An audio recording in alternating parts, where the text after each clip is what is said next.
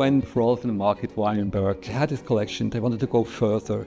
They reached out into the 20th century to artists better and less known, which were really enriching that first vision.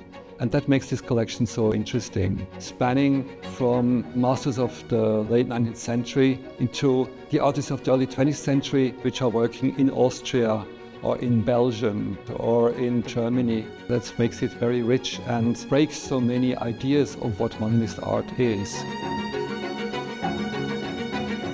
We're here today to explore a most visionary and legendary collection of modernist art, the collection of Rolf and Margit Weinberg. It's an incredible assembly of masterworks. I got to know the Weinbergs in Zurich in my job as a museum director. Rolf Weinberg ran a fashion house, so he was traveling a lot. This gave him the chance to see exhibitions and to get to know dealers and art galleries all over the world. Margit Weinberg, she had been a student at the High School of Applied Arts in Ulm, which had been founded by Max Bill, and then she became a curator at the Museum of Applied Arts in Zurich. So she was an art professional, whereas for Rolf, it became almost his profession. Margit Weinberg was deeply into constructivist art, and the first collection the Weinbergs built had masterpieces of constructivism, but they did not rest on this. And I think you can see her imprint in the choice of works which are very strongly composed. The severity and the strictness, this creates an ensemble which is unique and which is not so comparable to many other collections. I think the works in this collection are very individual works, and it's about the outstanding quality of the single works and that choice of the uncommon, and that's what is really so impressive. This is a very early portrait of Cézanne's wife, and it's a very intimate portrait. It's very abstract. The strictness of the composition, the flatness, the frontality, so many features which are completely uncommon for a 19th century portrait. This is a really outstanding work in Matisse's whole oeuvre. This arm, it's like a snake ramping through his painting.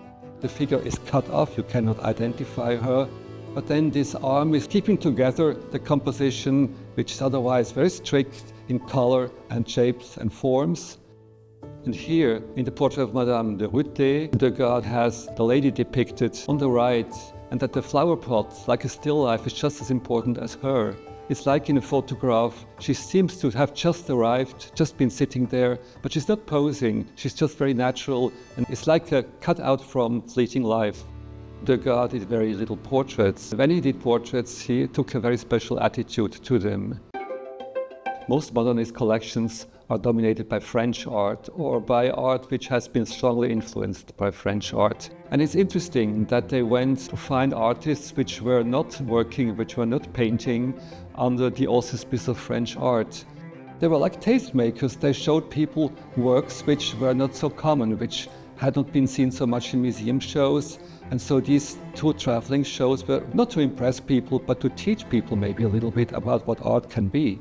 The last time the collection had been seen was in 1996, and since the collection has again developed, we see many works which had not been in this traveling show, and that makes it very interesting to see today. Now, almost 30 years later, it is different because we can now better acknowledge what they were thinking about, what they were trying to achieve with their collection, reaching out into territories which had not been there. The collection of the Weinbergs does not foreground a particular genre, so there are portraits, there are landscapes, there are still lifes, but also abstract compositions. There are really interesting connections which are not already established, and that makes the collection very special.